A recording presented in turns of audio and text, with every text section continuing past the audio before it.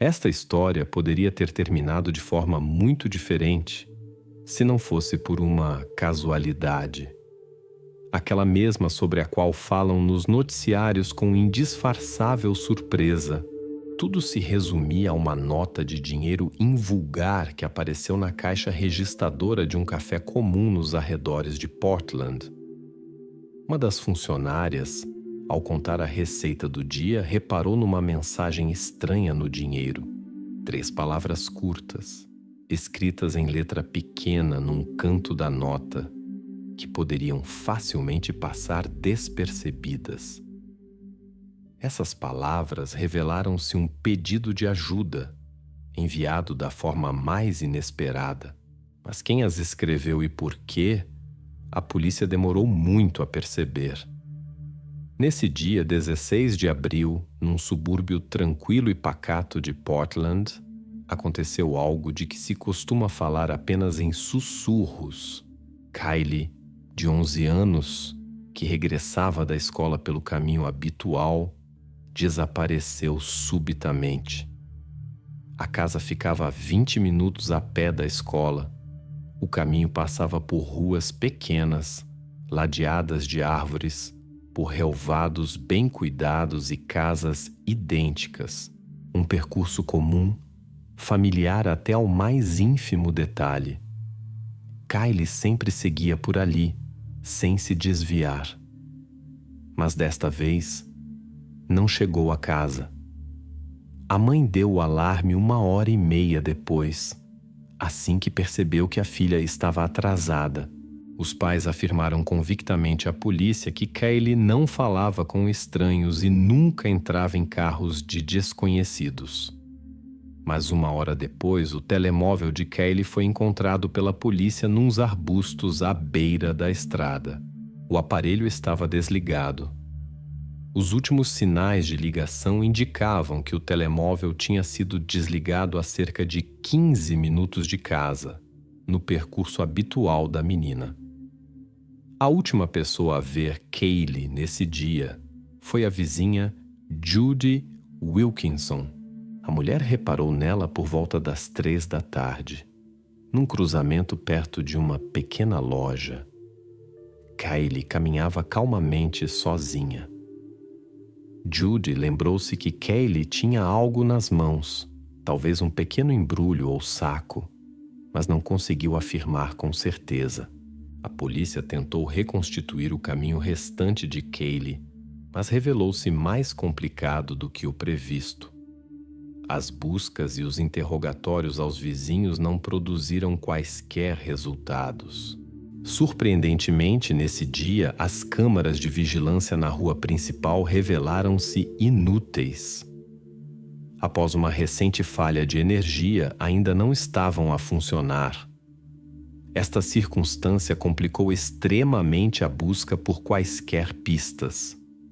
Nenhum dos moradores reparou em nada de invulgar, ou simplesmente preferiram não mencionar algo que pudesse ajudar a polícia. Como sempre acontece nestes casos, a investigação rapidamente delineou os primeiros suspeitos. Um deles estava muito próximo, o padrasto de Kylie, Richard Myers. A polícia ficou imediatamente alerta. Foi ele quem pediu ajuda mais tarde e nos primeiros interrogatórios mostrou uma estranha indiferença e reserva. As suas respostas eram contidas, por vezes contraditórias. Aos olhos dos detetives, isto parecia suspeito. Outra figura que atraiu a atenção da polícia foi um vizinho recém-chegado, um homem de meia-idade chamado David Marshall. Ele tinha se mudado para o subúrbio há apenas alguns meses. Vivia sozinho, era reservado e já tinha chamado a atenção dos moradores locais algumas vezes. Contavam que tinham visto David a conversar frequentemente com adolescentes locais perto do parque infantil, tentando estabelecer conversas amigáveis com eles. A polícia anotou imediatamente este nome. Os investigadores decidiram dedicar especial atenção ao padrasto de Kylie. Durante um interrogatório subsequente na esquadra, Richard comportou-se de forma nervosa, evitava o contato visual direto, respondia com relutância e de forma pouco clara. Os investigadores notaram que ele estava claramente a esconder algo importante. Com a autorização do Ministério Público, a polícia confiscou o seu carro para uma inspeção detalhada. Os peritos forenses examinaram cuidadosamente o interior do veículo, verificando todas as possíveis provas e vestígios que pudessem lançar luz sobre as circunstâncias do desaparecimento de Kylie. As verificações e interrogatórios duraram várias horas e parecia que a polícia estava perto de desvendar o mistério. Quando a tensão atingiu o auge e os investigadores se preparavam para apresentar acusações concretas contra o padrasto, o telefone tocou. Na linha estava a voz de um agente da patrulha. A 20 milhas da cidade, numa velha estação de serviço, tinham acabado de ser encontrados os pertences de Kylie. A polícia enviou urgentemente uma equipe operacional para o local da nova descoberta, sem ainda suspeitar que era precisamente ali que os esperava a primeira pista real. Quando a equipe operacional chegou à velha estação de serviço, os investigadores encontraram não só os pertences pessoais de Kylie, mas também um novo enigma que novamente desviou a sua atenção para os seus familiares. O próprio facto de os pertences terem sido encontrados tão longe de casa levantou preocupação e suspeitas nos detetives. Até aquele momento, o padrasto de Kylie, Richard, tinha afirmado com segurança que a menina não se afastava muito sozinha. Por que é que, então, os seus pertences foram encontrados a uma distância de 20 milhas do seu percurso habitual? Ele preferiu não mencionar este detalhe ou considerou-o insignificante. Mas a polícia decidiu investigar a razão deste silêncio. Os detetives examinaram novamente com atenção os depoimentos anteriores dos pais e perceberam que muito do que ouviram nas primeiras horas da investigação poderia ter sido superficial ou incompleto. Durante uma nova conversa, Richard já não estava tão calmo e aberto. Pelo contrário, estava claramente nervoso, confundindo detalhes das suas palavras anteriores e hesitando repetidamente nas respostas. Os investigadores levaram-no gradualmente à questão de por que razão ele tinha omitido a probabilidade de Kylie poder estar num local tão remoto. Em resposta, o padrasto revelou inesperadamente uma nova camada da realidade familiar. Descobriu-se que, nos últimos meses, a tensão entre ele e Kylie tinha vindo a aumentar. Inicialmente, Richard tentou explicar isso como simples complexidade adolescente, mas os detetives continuaram a investigar mais a fundo. Finalmente, o homem confessou que a relação com a enteada tinha piorado significativamente após várias discussões sérias em casa. A razão era banal, mas importante para a investigação. Kylie pedia insistentemente permissão para ir viver com a avó noutra cidade, a cerca de 100 milhas de casa. A mãe de Kylie, Sarah, era categoricamente contra essa mudança, o que criava conflito não só com a filha, mas também tensão dentro do casal. Tendo obtido esta informação importante, os investigadores decidiram examinar mais detalhadamente as palavras da mãe de Kylie. Sarah foi chamada para um interrogatório separado, e o seu comportamento mudou imediatamente em comparação com a primeira conversa no dia do desaparecimento. Agora a mulher estava menos composta e segura. Obviamente nervosa, mudou várias vezes as suas formulações e tentou evitar respostas diretas. Quando lhe perguntaram diretamente sobre o desejo da filha de se mudar para a casa da avó, Sarah começou a negar o próprio facto de tais conversas. Segundo ela, nunca tinham discutido a mudança a sério. No entanto, a polícia já possuía informações que contradiziam estas declarações. Os detetives contactaram a avó de Kylie, Evelyn, que vivia noutra cidade. Durante a conversa telefônica, Evelyn foi aberta e sincera. Confirmou que Kylie lhe ligava regularmente e tinha pedido várias vezes ajuda para se mudar, queixando-se da atmosfera de tensão constante e conflitos na família. Estas conversas, segundo a avó, já duravam vários meses. A última chamada da neta ocorreu apenas alguns dias antes do desaparecimento. Nessa altura, Kylie estava particularmente perturbada e pediu novamente à avó para convencer a mãe a deixá-la ir, pelo menos por um tempo. As novas informações levaram a investigação a examinar ainda mais atentamente os possíveis motivos do comportamento dos pais. Nesta fase da investigação, o padrasto voltou a estar no centro das atenções da polícia. Agora, os detetives supunham que poderia ter sido ele a organizar o desaparecimento de Kylie, levando-a deliberadamente para fora de casa.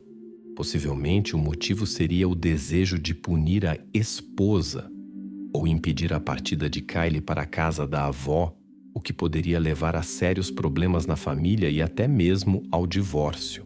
Os investigadores examinaram cuidadosamente todos os percursos utilizados por Richard na véspera e no dia do desaparecimento de Kylie.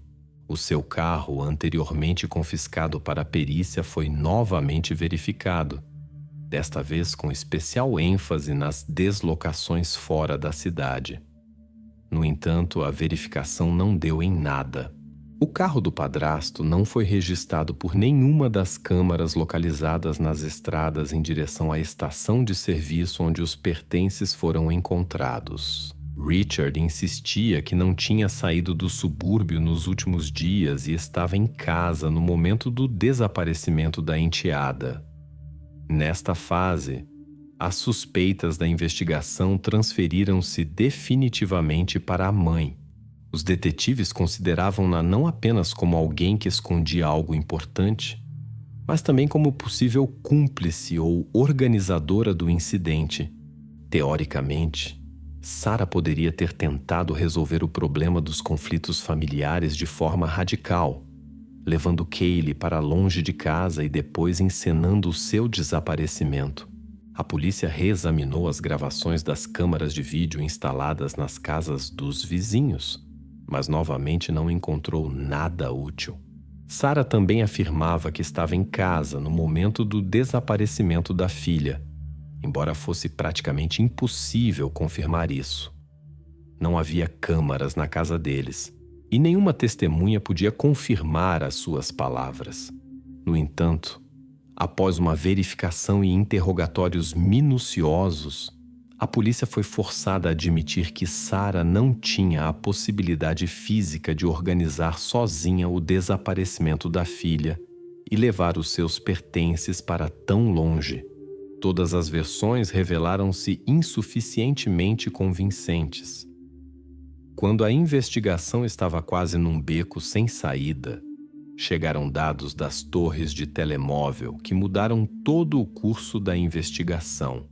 Os especialistas técnicos da polícia confirmaram que o telemóvel de Kylie foi desligado fora da cidade, na área daquela mesma estação de serviço. Mas, ao mesmo tempo, descobriu-se outro detalhe importante. O padrasto e a mãe da menina estavam realmente em casa, e os sinais dos seus telemóveis confirmavam isso totalmente. Agora ficou claro que havia mais alguém nesta história, que até então tinha permanecido fora do radar da polícia, mas que agiu de forma suficientemente calculada para desviar a investigação para um caminho falso.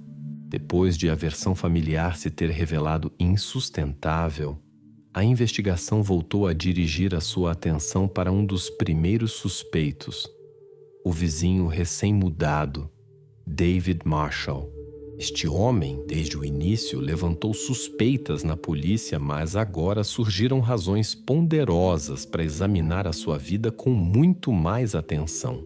Os detetives rapidamente perceberam que este homem, aparentemente tranquilo e sem nada de especial que se destacasse, escondia cuidadosamente alguns detalhes do seu passado. Estes detalhes revelaram-se tão significativos que a investigação ganhou novamente um rumo inesperado. David Marshall tinha se mudado para o subúrbio de Portland há apenas 4 meses. Os vizinhos praticamente não sabiam nada sobre ele, exceto detalhes superficiais. Homem de meia idade, calmo e reservado, quase não interagia com os moradores e evitava quaisquer contactos. Mas quando a polícia começou a verificar a sua identidade em profundidade, descobriram-se circunstâncias alarmantes que Marshall tinha deliberadamente escondido de todos. Os detetives perceberam rapidamente porque ele evitava contactos e tentava não ser visto por ninguém. Durante a verificação na base de dados federal, a investigação descobriu que David Marshall já tinha estado envolvido numa investigação séria relacionada com uma tentativa de rapto de uma menor há alguns anos. O incidente ocorreu numa pequena cidade no estado de Idaho. Na altura, a polícia local investigava uma tentativa de rapto e o principal suspeito era precisamente Marshall. Nos materiais desse caso, mencionava-se um veículo que as testemunhas descreveram como uma grande picape escura. Era exatamente esse o tipo de veículo que estava agora estacionado em frente à casa de Marshall, no subúrbio de Portland. As acusações em Idaho acabaram por ser retiradas, mas não porque os investigadores acreditaram na sua inocência, mas exclusivamente por falta de provas. Nos registros dessa investigação, constava que Marshall negava categoricamente o envolvimento no ocorrido e colaborava ativamente com as autoridades.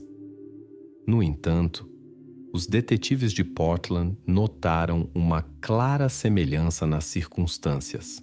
Coincidência ou não, o homem encontrava-se novamente no epicentro de uma situação semelhante. E novamente, perto dele estava uma picape escura. Os detetives convidaram David Marshall para uma nova conversa na esquadra.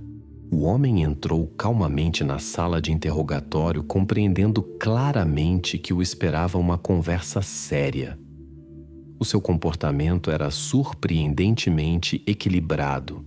Não se esquivava às perguntas. Pelo contrário, explicou de bom grado e detalhadamente a sua permanência em casa no dia em que Kylie desapareceu.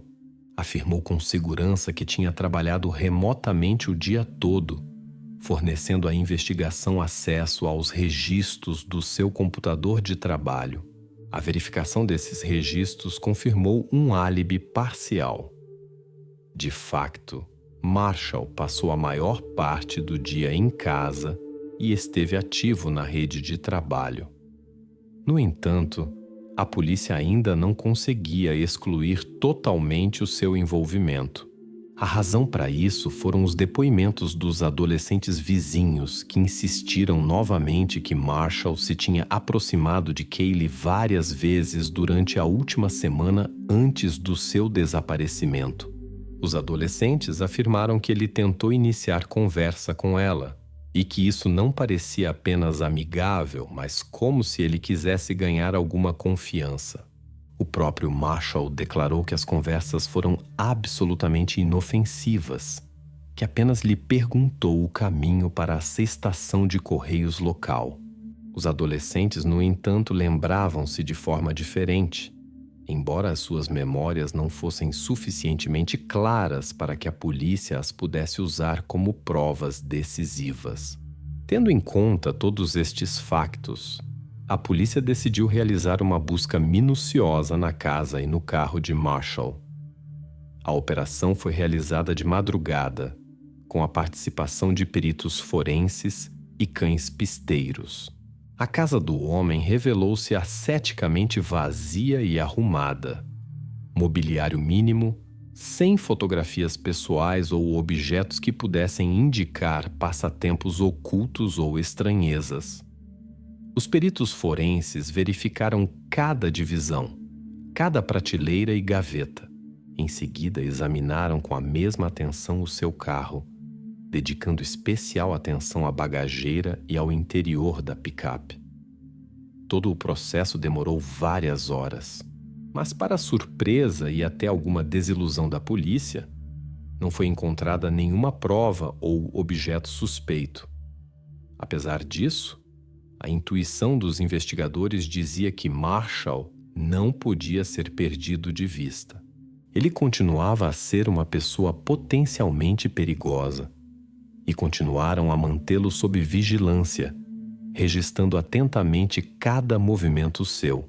Os agentes estabeleceram um controle constante sobre o seu carro e casa, mas Marshall parecia estar totalmente ciente de que estava a ser vigiado e não realizou quaisquer ações suspeitas. No preciso momento em que a polícia já começava a pensar que Marshall era uma pista falsa, os investigadores receberam uma chamada telefônica inesperada que mudou toda a perspectiva do caso. Uma funcionária de uma loja Walmart, localizada a cerca de 25 milhas da cidade, declarou que lhe tinha aparecido na caixa uma nota de dinheiro invulgar. Na nota havia uma inscrição, escrita com uma caligrafia hesitante, claramente infantil.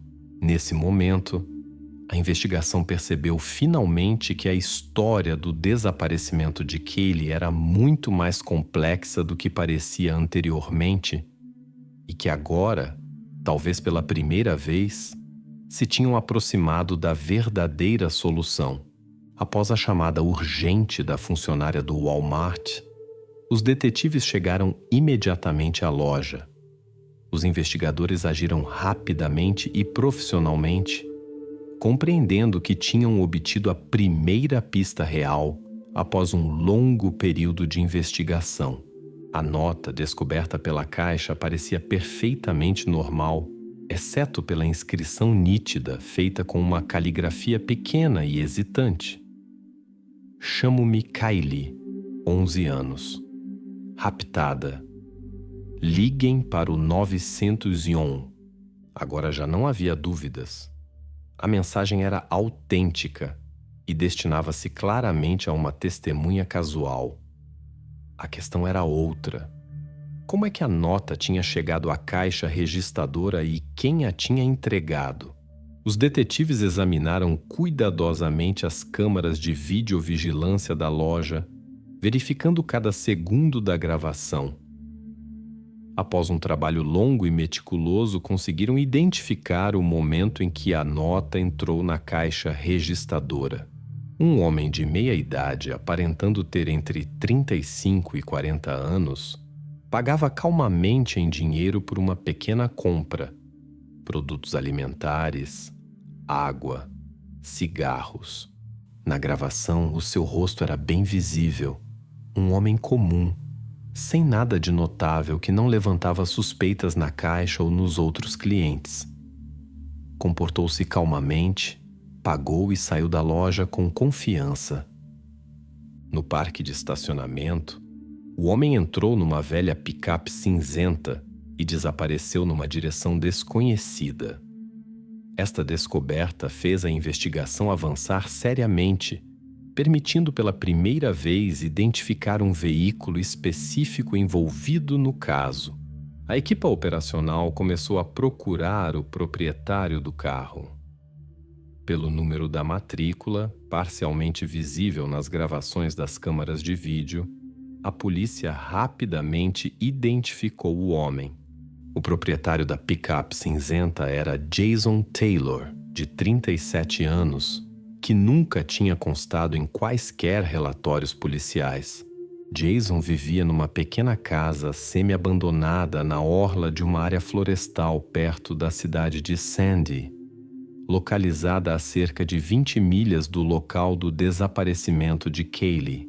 O próprio facto de Taylor ser um rosto completamente desconhecido para a família e os moradores locais era simultaneamente alarmante e dava esperança à polícia de que tinham encontrado a pessoa que procuravam há tanto tempo.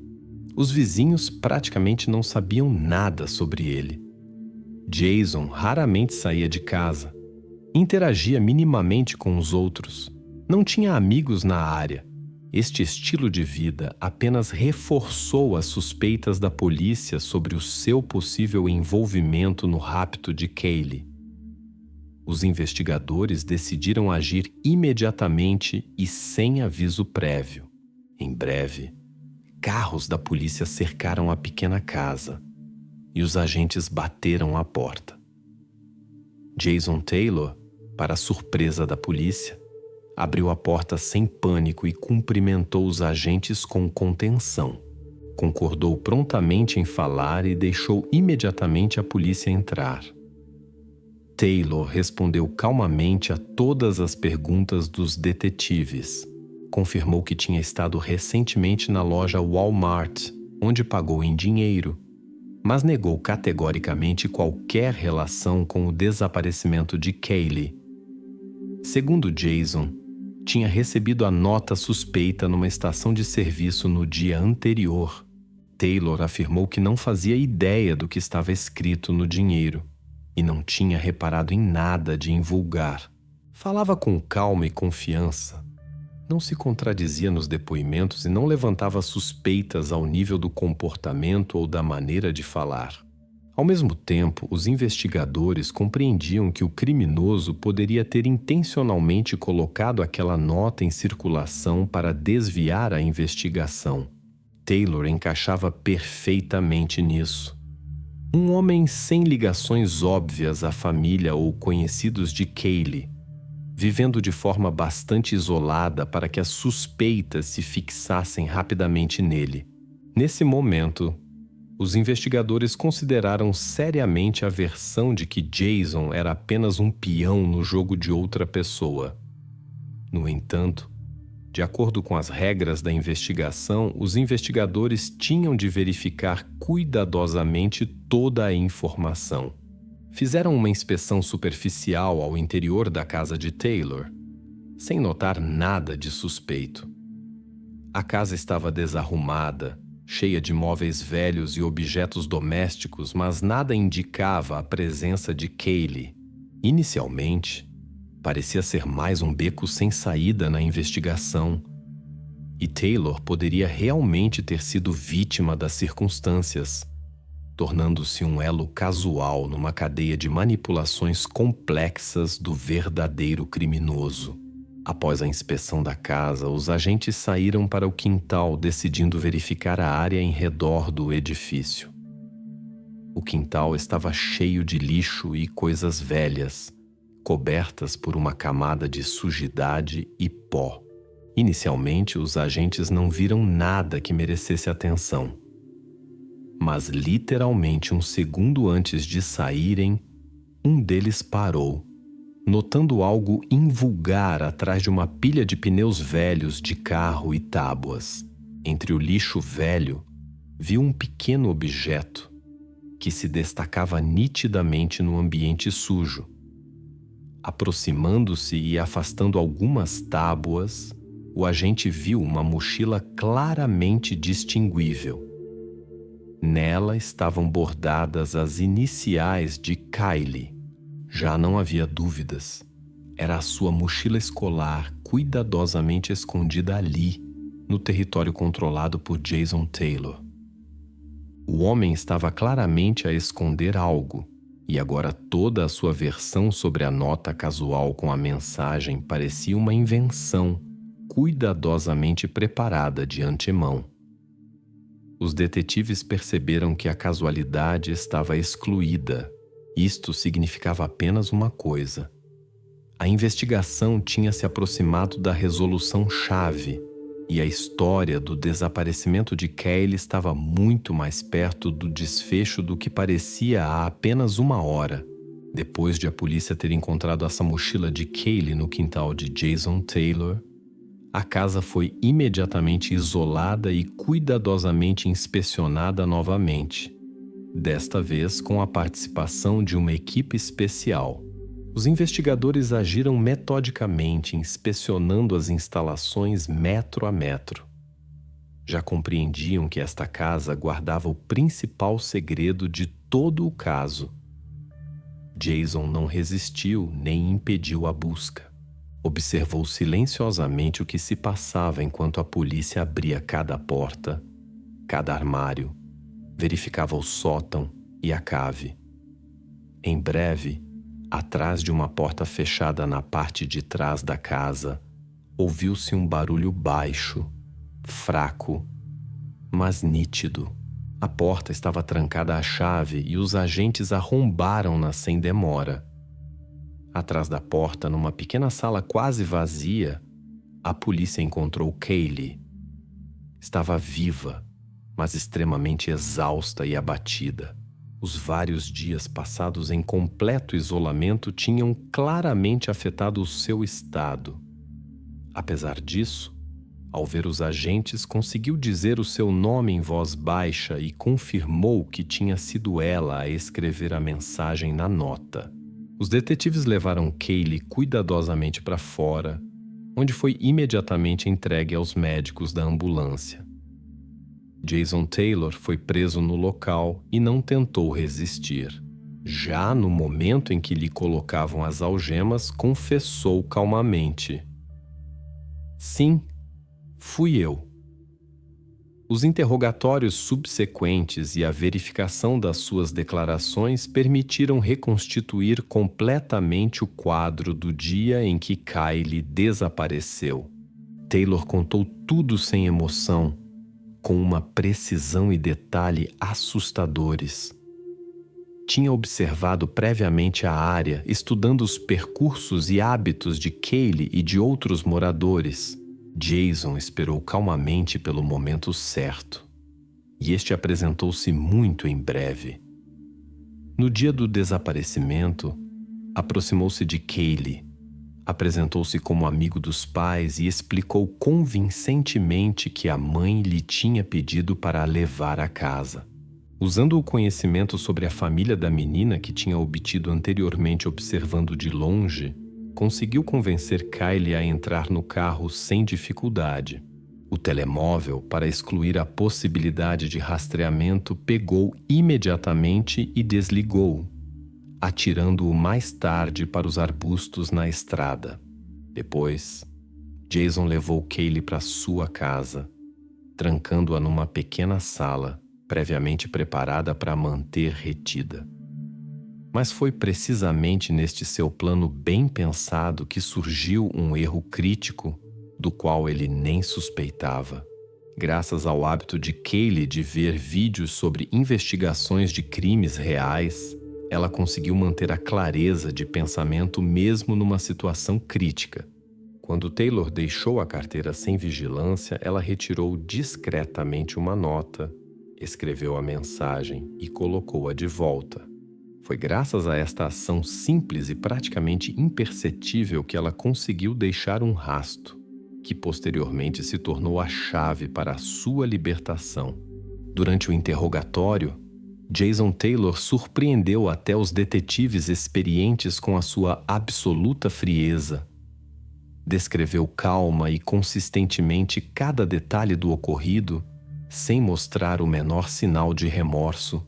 Na sua perspectiva, o plano era impecável, e a situação só saiu do controle devido a uma casualidade ridícula.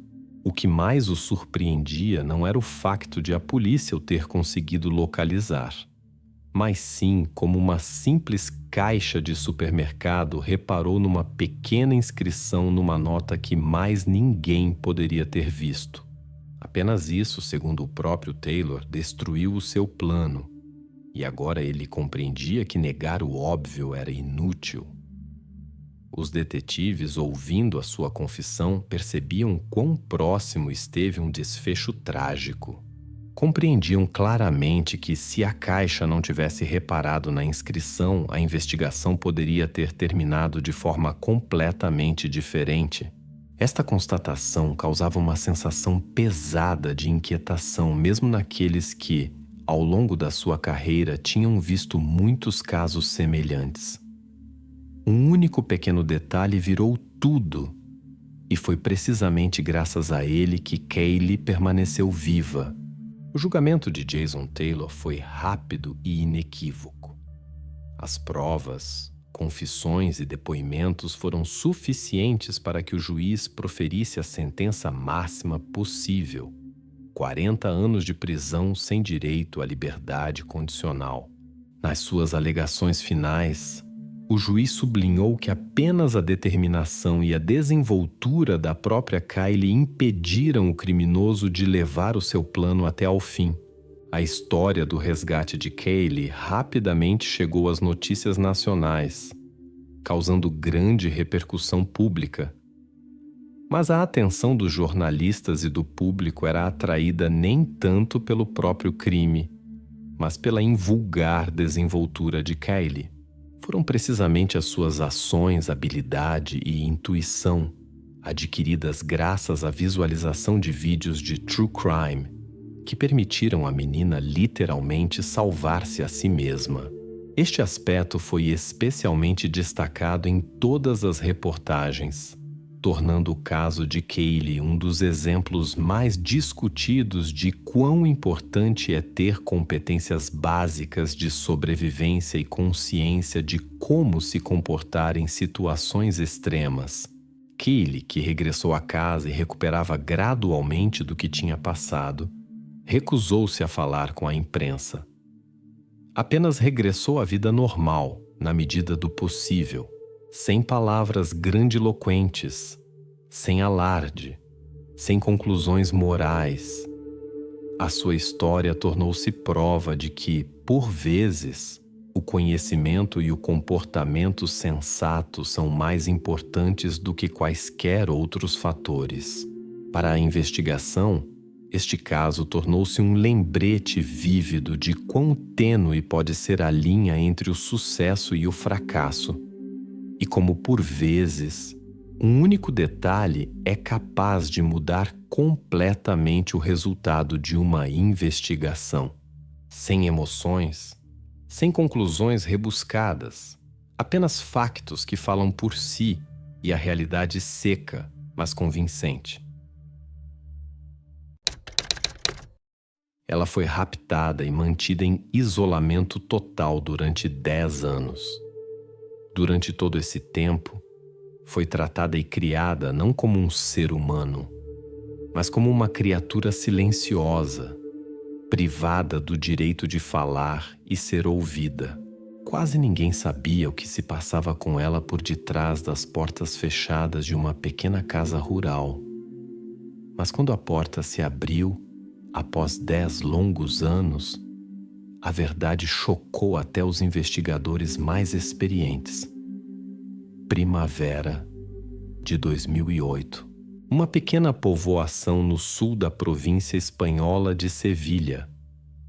Ana, uma menina de 7 anos residente desta aldeia, sai para o quintal de sua casa durante a tarde. O dia está ensolarado, tranquilo. Ela brincava perto do portão, a poucos metros da soleira da sua própria casa. Literalmente, alguns minutos depois, a mãe sai para chamá-la de volta para casa. Ana tinha desaparecido. A casa de onde Ana desapareceu era uma propriedade privada típica nos arredores da aldeia. Uma vedação alta e cuidada, o portão sempre fechado, mas sem cadeado. Naquele lugar, dificilmente alguém pensaria em perigo. No terreno e ao redor, não foram encontrados quaisquer vestígios de luta ou desordem. Nenhuma câmara na área registrou a sua saída ou a aparição de qualquer estranho. A zona era considerada calma. Passavam poucos carros. Estranhos eram uma raridade. Era como se Ana tivesse evaporado, desaparecido no ar sem deixar rasto. A primeira hipótese considerada pelos investigadores foi um acidente. Ravinas, poços abandonados, casas vazias. Tudo foi verificado com o máximo cuidado. Voluntários e a polícia examinaram os arredores várias vezes, mas nada encontraram. Em seguida, começaram a investigar os moradores locais, vizinhos, parentes, conhecidos da família. A investigação interrogou cada um. Alguns até concordaram em submeter-se ao polígrafo. Ninguém levantou suspeitas sérias à polícia. Não havia sequer indícios de conflito, ameaças ou má vontade.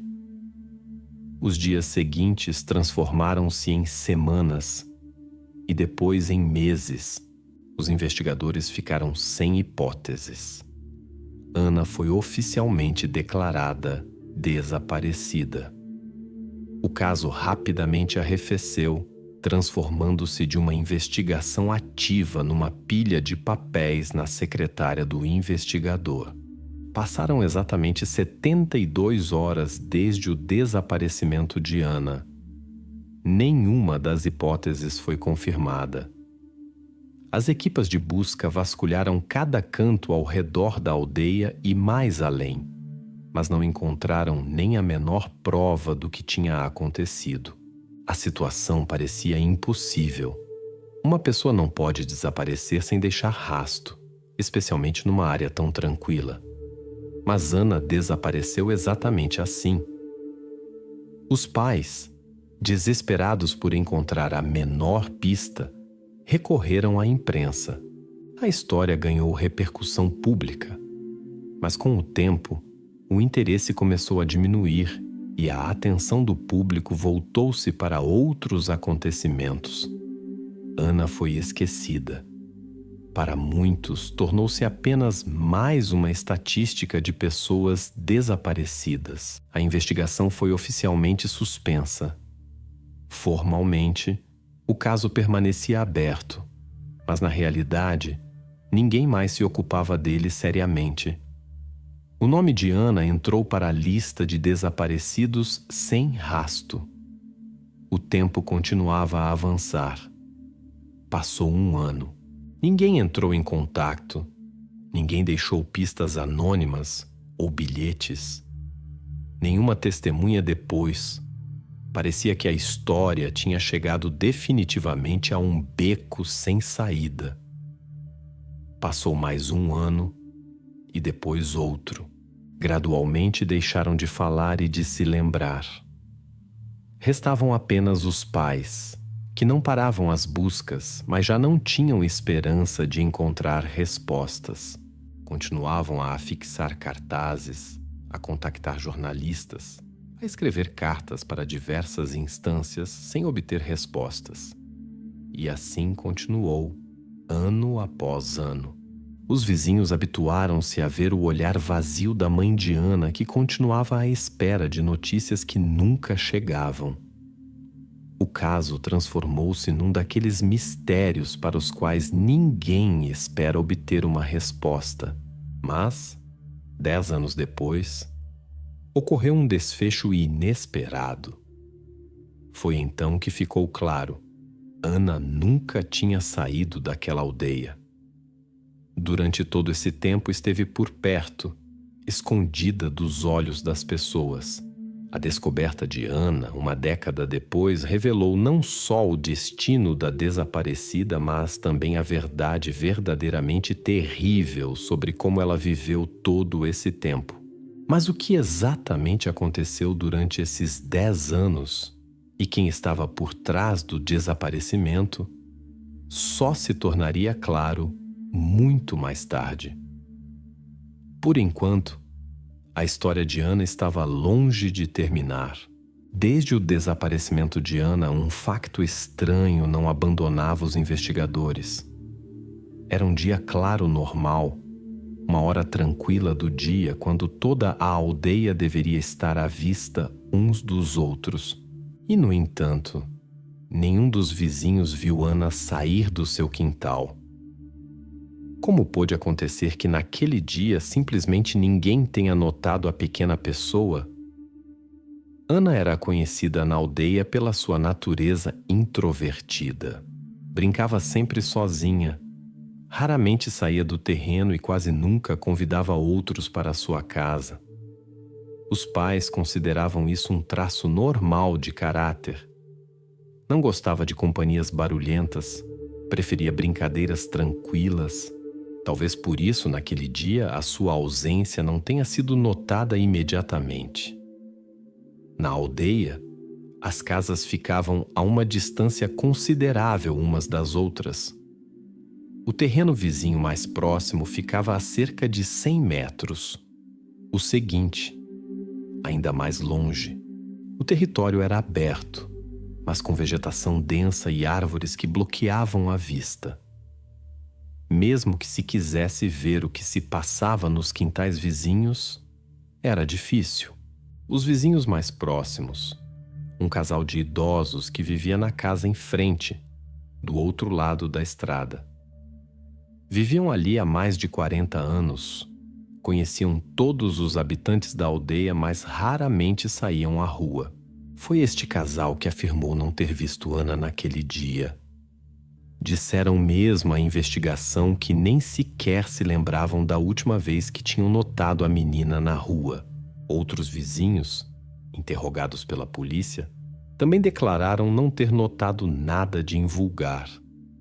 A maioria explicou que na aldeia sempre fora tranquilo. Ninguém estava habituado a prestar atenção ao que acontecia fora do seu próprio quintal. Assim, nos primeiros minutos cruciais, ninguém podia dizer para onde Ana tinha ido ou em que direção poderia ter sido levada. A área onde Ana vivia era completamente aberta. Não havia ruas estreitas de passagem, becos escondidos ou zonas de estacionamento onde se pudesse estacionar discretamente. Todas as estradas eram bem visíveis, mas havia um detalhe. Os terrenos eram grandes, cobertos de árvores densas, e por isso a visibilidade era parcialmente obstruída em alguns locais. Não havia câmaras de videovigilância nesta parte da aldeia. As autoridades locais nunca as tinham instalado, considerando que não eram necessárias num local tranquilo. Os habitantes da aldeia também não se lembravam de carros estranhos. Ninguém notou veículos desconhecidos nem antes, nem depois do incidente. No entanto, a investigação considerou a hipótese de Ana ter sido levada de carro. O tempo do desaparecimento foi de apenas alguns minutos. Nesse curto espaço de tempo era possível chegar de carro, abrir a porta, levar Ana e sair rapidamente da área. Para isso, nem sequer era necessário entrar completamente na rua. O carro podia ter sido deixado na estrada mais próxima, um pouco mais longe atrás das árvores. Tal cenário parecia bastante provável aos investigadores.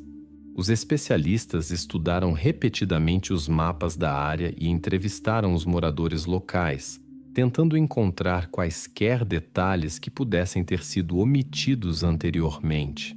Os peritos concluíram que a pessoa que levou Ana poderia conhecer perfeitamente a área. A descrição e a rapidez com que o desaparecimento ocorreu só poderiam indicar que o raptor se orientava bem na disposição das casas, conhecia as rotinas de movimento dos vizinhos e poderia ter calculado antecipadamente todos os detalhes para que ninguém o notasse. O casal de idosos que vivia em frente repetia várias vezes que não tinha visto nada de invulgar. No entanto, os investigadores tiveram várias conversas com eles. Era necessário entender por que não se lembravam de nada. Descobriu-se que a casa deles ficava um pouco afastada da estrada. As janelas não davam para a rua, mas para o lado oposto. Naquele dia, estavam ocupados com as suas tarefas habituais dentro de casa e não poderiam ter notado nem os menores detalhes que pudessem ser a chave para desvendar o mistério. Outros vizinhos, embora pudessem ver a estrada, simplesmente não prestaram atenção. Ana nunca atraiu os olhares dos habitantes da aldeia. O seu caráter calmo e comportamento discreto foram as condições ideais para que ninguém prestasse atenção ao momento do seu desaparecimento. A investigação não encontrou nada de estranho no comportamento dos vizinhos. Ninguém escondeu informações. Ninguém teve medo de falar sobre o incidente. Pelo contrário, os habitantes colaboraram de bom grado, oferecendo quaisquer detalhes de que se pudessem lembrar, mas que eram muito poucos. Na verdade, cada conversa com os vizinhos confirmava apenas uma coisa: ninguém prestou atenção precisamente quando era mais necessário. Após longos e infrutíferos interrogatórios aos vizinhos, os investigadores chegaram a uma conclusão importante. O desaparecimento de Ana não foi acidental.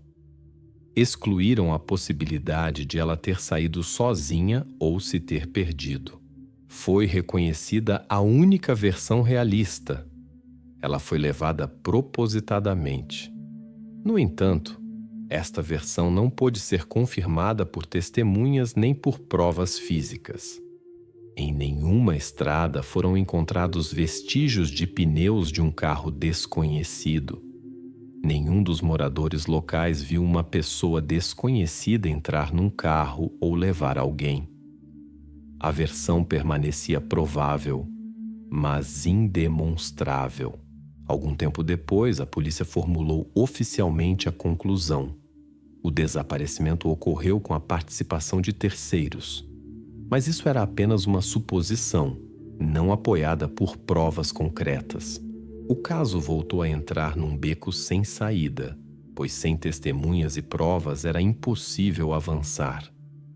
Restava apenas esperar que surgisse alguma nova informação capaz de lançar luz sobre o destino da desaparecida. E enquanto os vizinhos regressavam à vida normal, esquecendo gradualmente o que tinha lá acontecido, a verdade estava muito mais perto do que qualquer um poderia imaginar. Só que para a encontrar, seria necessário muito mais tempo. 2018.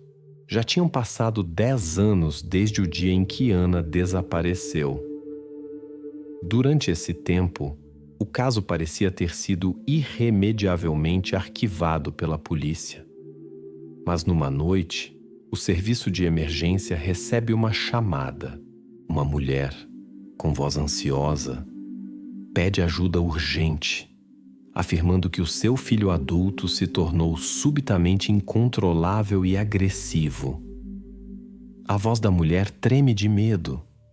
Ela diz que teme pela sua vida.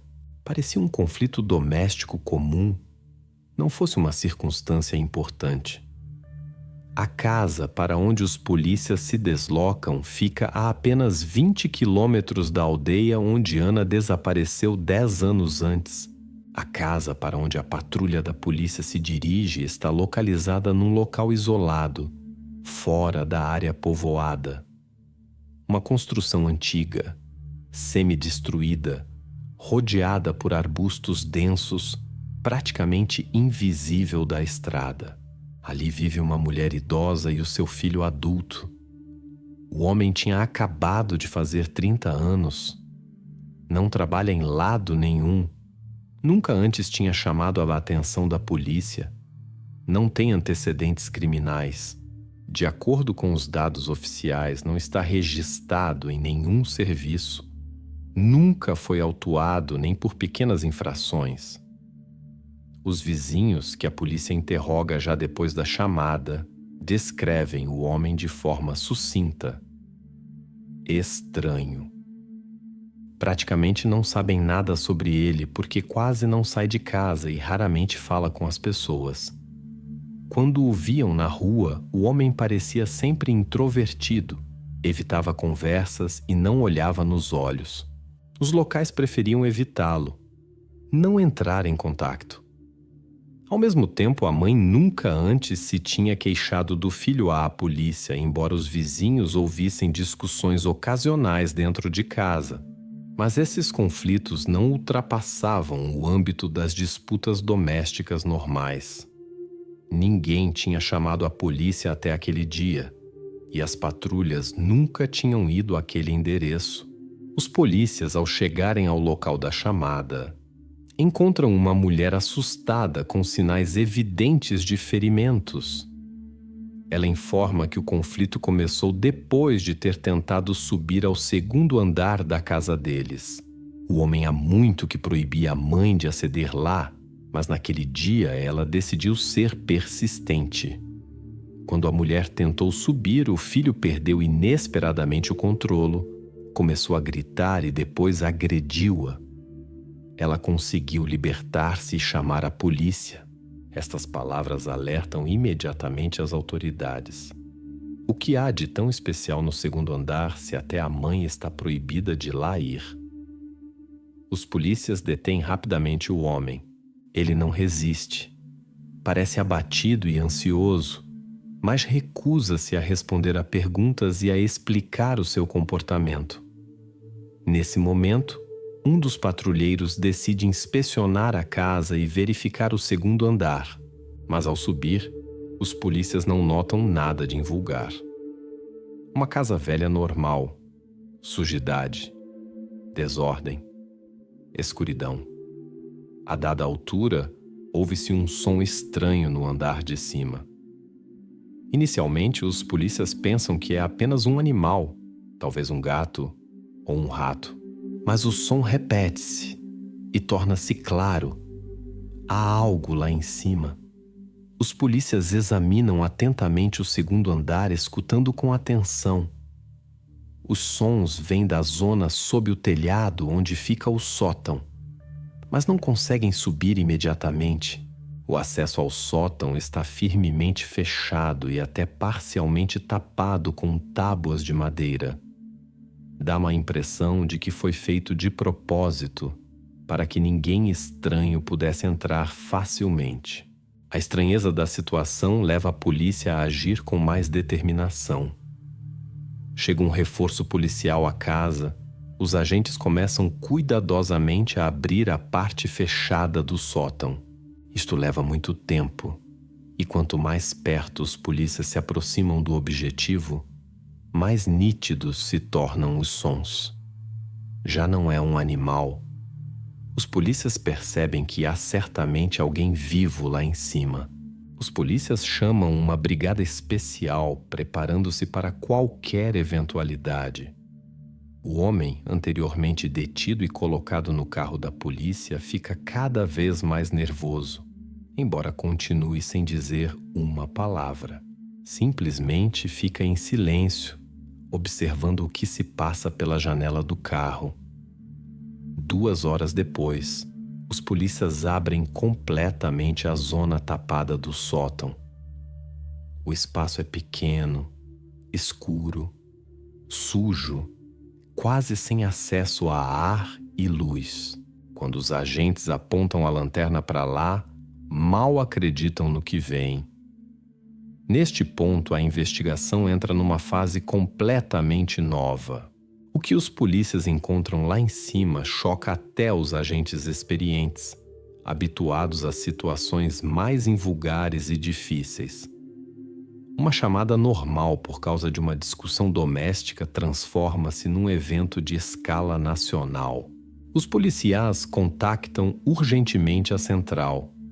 Chegam ao local criminalistas, representantes do Ministério Público e jornalistas atraídos pelo súbito alarido. A casa, que antes parecia apenas estranha e abandonada, torna-se o centro das atenções de toda a província. O que foi descoberto no sótão está diretamente ligado ao desaparecimento ocorrido 10 anos antes. Só então os investigadores começam a perceber por que razão durante tantos anos não foi encontrada nenhuma pista e por que ninguém viu Ana sair de casa. Enquanto os polícias procuravam por toda a região, durante todo esse tempo a chave do mistério estava a 20 quilômetros deles, numa casa silenciosa e abandonada, no sótão, onde quase ninguém entrava nem mesmo a sua proprietária. A verdade acabou por estar muito mais perto do que qualquer um poderia supor, mas desvendá-la levaria ainda muito tempo. Quando os polícias finalmente abriram o sótão, não encontraram o que esperavam. Lá dentro, na penumbra, entre lixo e desordem, estava uma jovem. Parecia extremamente magra e assustada. Os policiais notaram imediatamente que ela não dizia uma palavra, evitava o olhar e reagia às pessoas com enorme medo. Não foram encontrados quaisquer documentos ou objetos que indicassem a sua identidade. Quem era ela? De onde vinha? E quanto tempo passou naquele lugar? Estas perguntas surgiram instantaneamente. Os peritos notaram logo a sua idade, aproximadamente 16, 18 anos. No pequeno espaço onde a jovem se encontrava, as condições eram terríveis. Completa falta de higiene, chão sujo, paredes a descascar. O ar quase não entrava. A única pequena janela estava firmemente tapada com tábuas, bloqueando completamente a luz do dia e o ar fresco. Não havia móveis nem cama no quarto. Apenas trapos sujos e um colchão velho, atirado para o chão. Por todo lado estavam espalhados produtos baratos, sem embalagem de fábrica. Tudo parecia indicar que a comida era atirada para lá de forma descuidada e irregular. Não foram encontrados quaisquer produtos de higiene pessoal ou roupas no sótão. A jovem parecia extremamente descuidada. As suas roupas eram velhas e rasgadas. Os polícias perceberam imediatamente que ela estava ali há muito tempo. Isso era visível tanto pelo estado do local como pela sua aparência física. Após um exame médico minucioso, os médicos encontraram na sua pele numerosas cicatrizes antigas, indicando uma longa permanência em condições difíceis. Os médicos não puderam dizer imediatamente a origem exata das marcas, mas era óbvio que a jovem tinha passado ali mais do que um ano. Os psicólogos chamados para a avaliação confirmaram o óbvio. O seu comportamento era autista, completamente fechado e não correspondia à idade. Evitava qualquer tentativa de estabelecer contato, não reagia a perguntas, não conseguia falar e comunicava apenas através de movimentos curtos e gestos. Os peritos concluíram que a jovem passou um período muito longo sem comunicação, completamente privada de contactos sociais. Isso explicava o seu comportamento e o seu grave estado psicológico. Os polícias começaram a verificar os dados de pessoas desaparecidas nos últimos anos. Naquele momento, havia muitos casos de desaparecimento conhecidos, mas a descrição da jovem não coincidia com nenhuma das pessoas desaparecidas recentemente. Tornou-se claro que ela poderia estar ali há muito mais tempo do que qualquer um poderia supor. A investigação decidiu usar o método mais fiável para estabelecer a identidade. Recolheram uma amostra de ADN da jovem e enviaram-na para análise. Era a única forma de perceber quem poderia ser a prisioneira encontrada no sótão.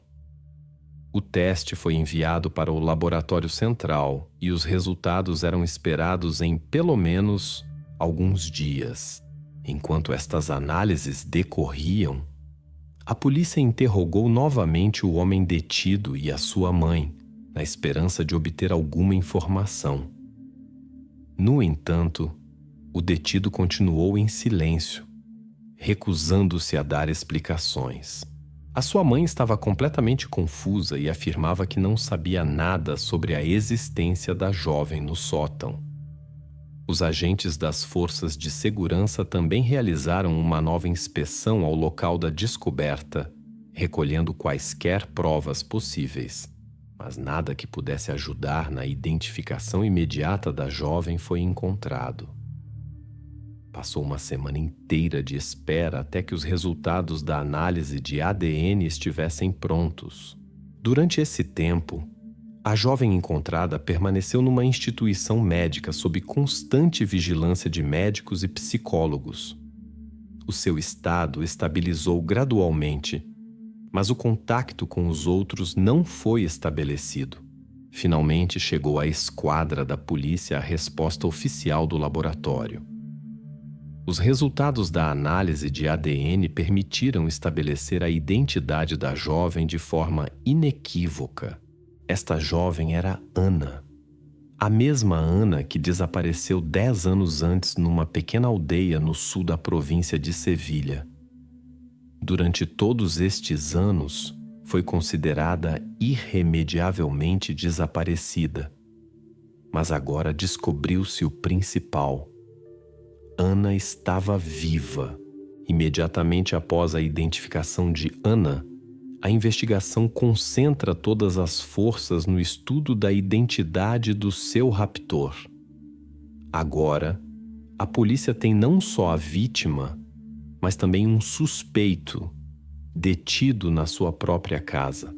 O principal interesse dos investigadores é como e por que um homem aparentemente comum conseguiu cometer tal ato e manter uma pessoa viva em isolamento total durante 10 anos inteiros. As respostas a estas perguntas residem nas profundezas da sua personalidade, no que se escondia por detrás da máscara de um homem silencioso e introvertido.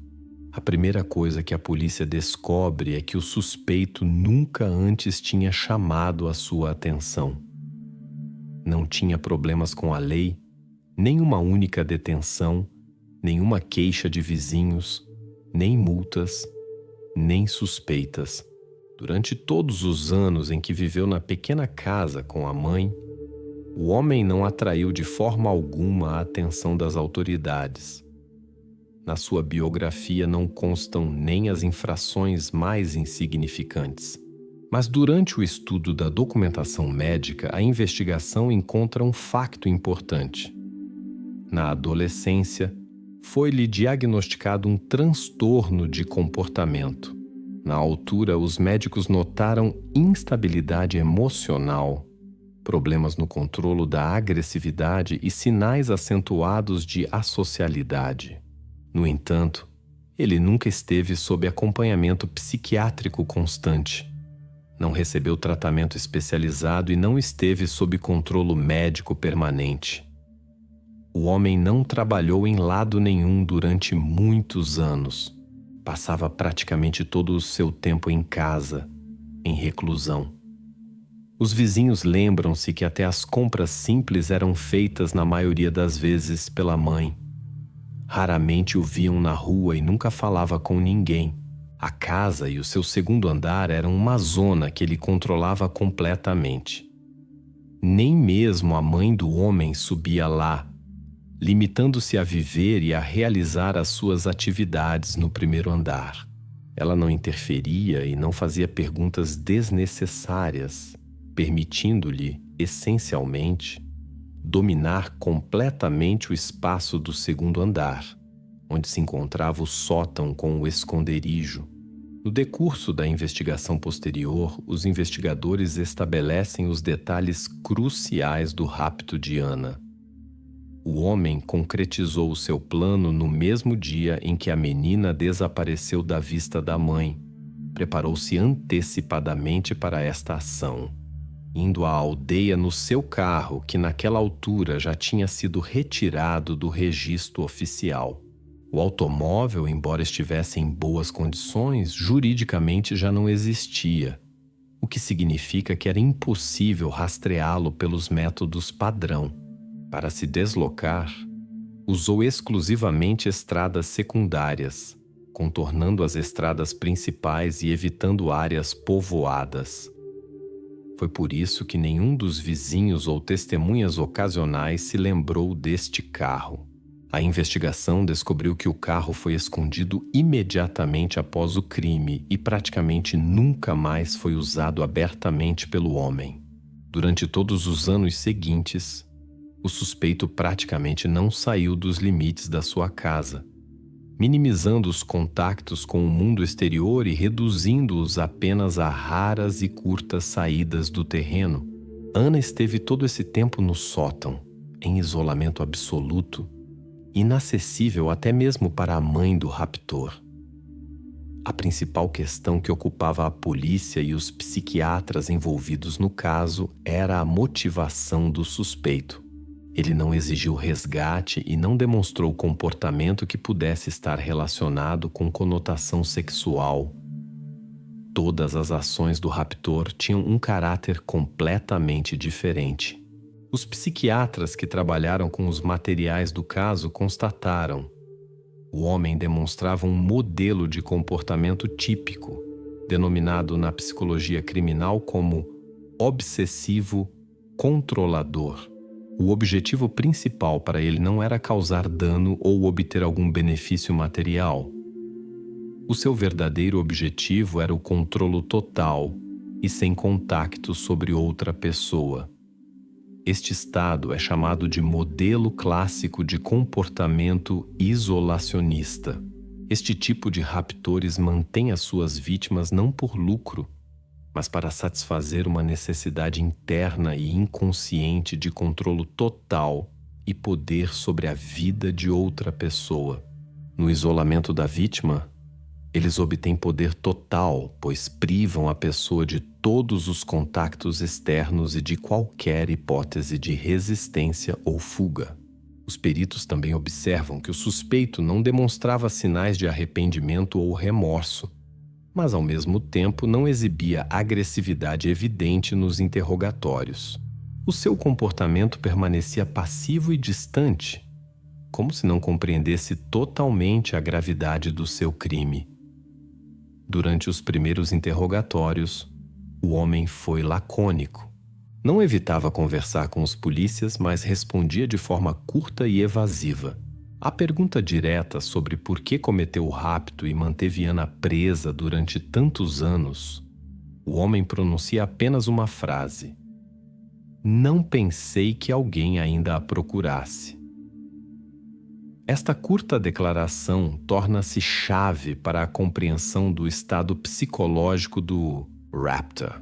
Sublinha o seu completo afastamento das normas da vida social e a ausência de quaisquer laços humanos ou consciência das emoções e sofrimento alheios.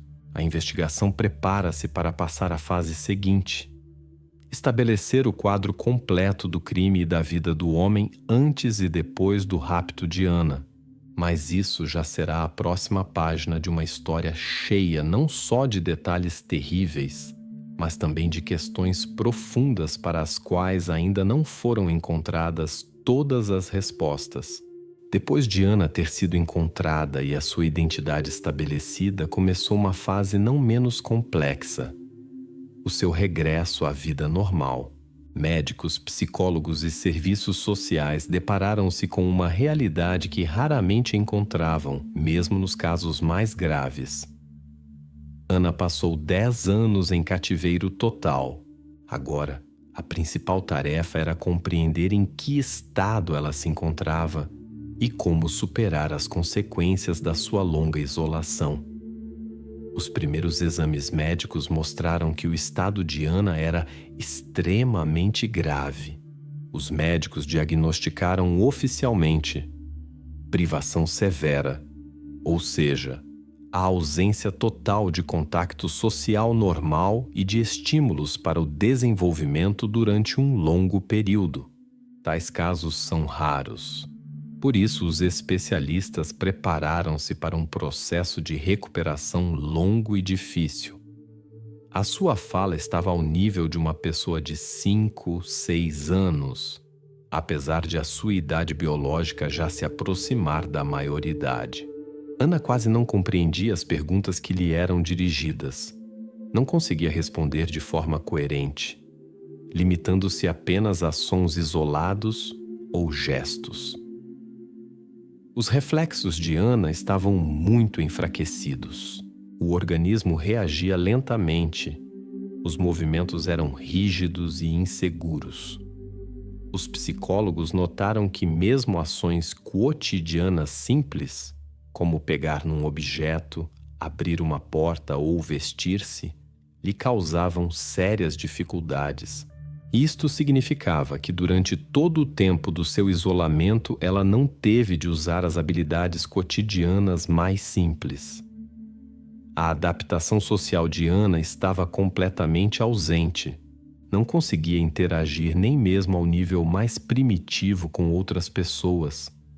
Não compreendia sinais sociais e regras elementares de comportamento em sociedade. Ana evitava o contato visual e estava quase sempre num estado ansioso ou deprimido. Para a recuperação de Ana, foi criada uma equipa especial de médicos, psicólogos e reabilitadores. A sua principal tarefa era o regresso gradual de Ana à vida normal. A nível jurídico, Ana ainda era menor de idade, mas do ponto de vista biológico já era uma pessoa adulta. Esta lacuna entre a idade real e o nível de desenvolvimento tornou-se um sério desafio para os especialistas.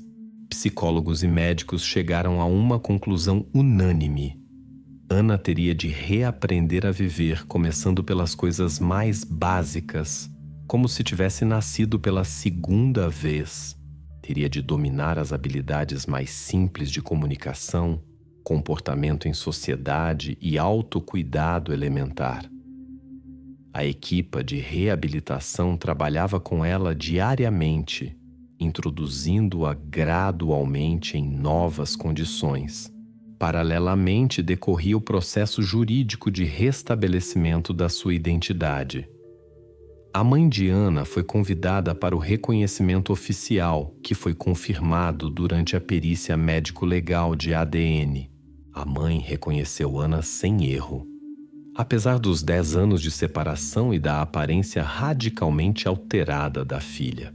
Este foi um momento crucial na confirmação jurídica da sua identidade e o início do seu regresso à família, embora os psicólogos recomendassem que isso fosse feito com o máximo cuidado e gradualmente. Os médicos e psicólogos que acompanhavam o estado de Ana notaram que os seus primeiros sucessos não se manifestaram imediatamente.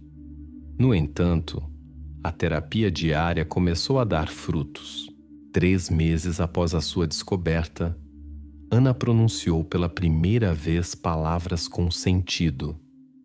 Isto tornou-se uma vitória importante para essa equipa de especialistas, porque significava o início da recuperação da sua capacidade de comunicação normal.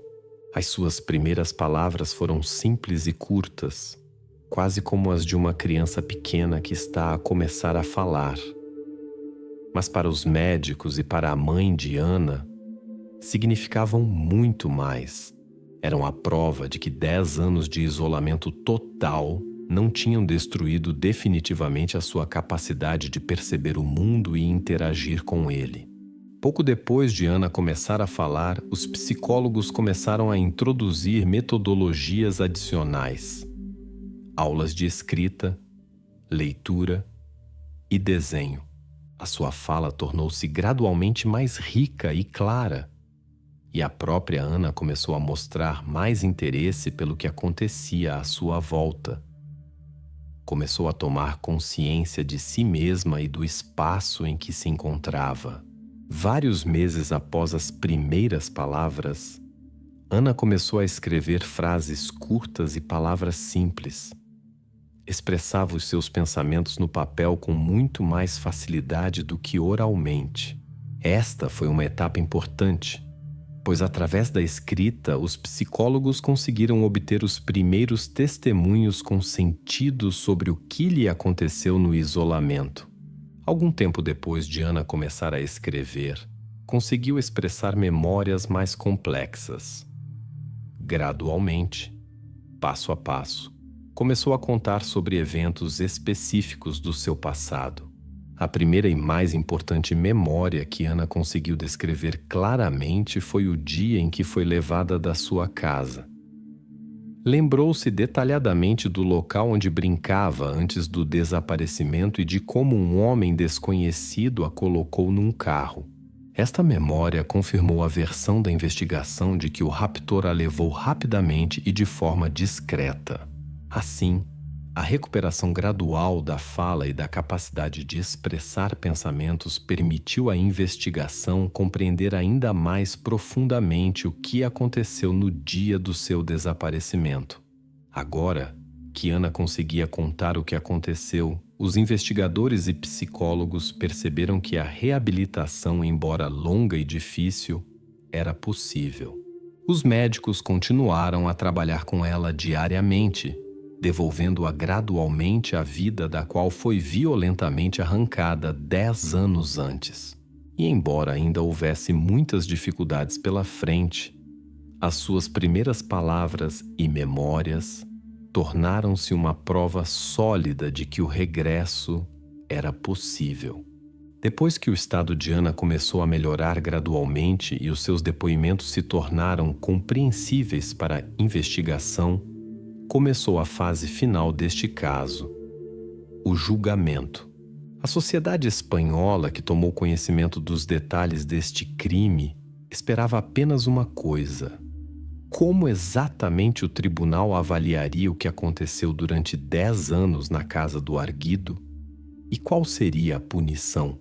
O Ministério Público apresentou ao arguido a acusação oficial por 3 crimes principais: rapto, privação ilegal da liberdade e tratamento cruel.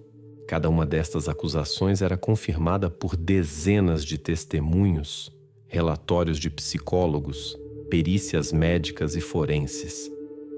A acusação parecia extremamente convincente e não deixava margem para dúvidas sobre a gravidade do crime cometido. O advogado do arguido, compreendendo a inevitabilidade da punição, fez a única tentativa possível para atenuar a sentença. Declarou ao tribunal que o seu cliente era doente mental e, portanto, não deveria ser totalmente responsabilizado criminalmente pelos seus atos. O tribunal, tendo em conta a gravidade do crime e a repercussão pública, ordenou uma perícia psiquiátrico-forense obrigatória para determinar se o homem era imputável no momento da prática do crime. A perícia durou várias semanas. Médicos e psiquiatras realizaram um estudo detalhado da personalidade do arguido, de todos os documentos do seu passado, processos clínicos e depoimentos de pessoas próximas. Verificaram cuidadosamente cada palavra, cada ação que pudesse indicar sinais de perturbação mental. A conclusão final da perícia foi clara e inequívoca. O homem era totalmente imputável. Os especialistas constataram que a sua personalidade se caracterizava por uma acentuada associalidade e frieza emocional. No entanto, ele tinha plena consciência do que fazia e compreendia as consequências dos seus atos. Isto significava que o arguido teria de comparecer perante o tribunal como plenamente consciente da responsabilidade pelo crime cometido 10 anos antes e que continuou durante todo esse tempo. O processo judicial tornou-se o centro das atenções não só na região, mas em toda ali na Espanha. As pessoas, ao saberem o que aconteceu com Ana, exigiam das autoridades a punição mais severa. A imprensa publicava constantemente materiais com detalhes do caso, que intensificavam a atitude negativa da sociedade em relação ao arguido. O crime provocou debates públicos de grande escala sobre a justiça e o grau de severidade das penas no país. Muitos cidadãos manifestaram-se a favor da prisão perpétua, considerando que esta era a única punição justa para um crime deste tipo e duração.